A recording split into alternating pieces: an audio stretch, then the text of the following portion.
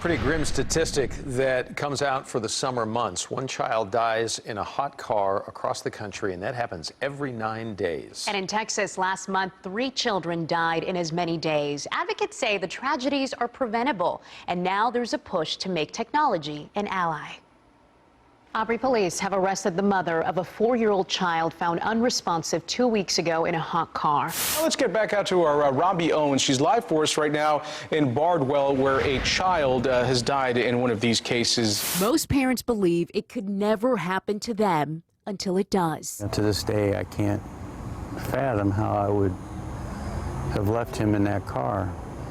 It happened to Eric Stuyvesant. It's a call his wife, Michelle, won't ever forget. I could hear Eric screaming in the background, and he kept yelling, "I forgot him, I forgot him." On that June day in 2015, there was a change to their routine. Eric took me to work, which he did normally. We switched it up that day, and he said, "Well, I'll just take Michael after I take you." But Michael never made it to the babysitter. You get into autopilot. Eric went home to get ready for work when it hit him. I can't explain how you feel when you have the recognition or the recollection that you've forgotten your child. Texas leads the nation when it comes to hot car deaths, and some think technology is the solution. In fact, automakers are building it in to remind you that precious cargo's in the backseat. Hey, Josiah.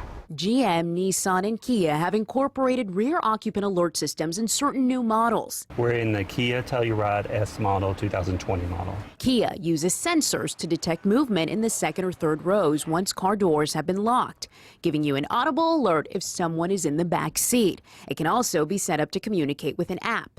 Hyundai's technology works in a similar way.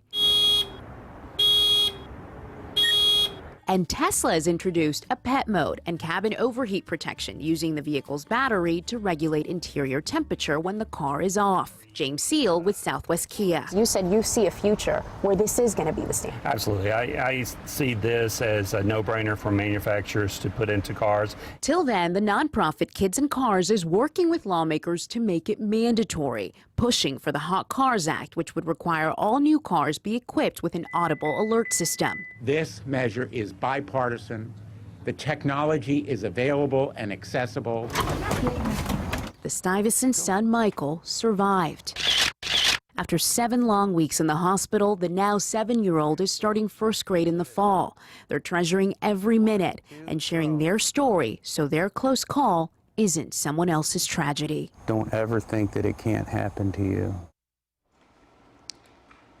And free apps like Backseat and Cars for Kids Safety can offer another reminder. Experts recommend putting something like one of your shoes or perhaps your cell phone in the backseat so that you always look before you lock. We do want to thank the Stuyvesants for sharing their story because they said they never thought it would happen to them. You heard them say it.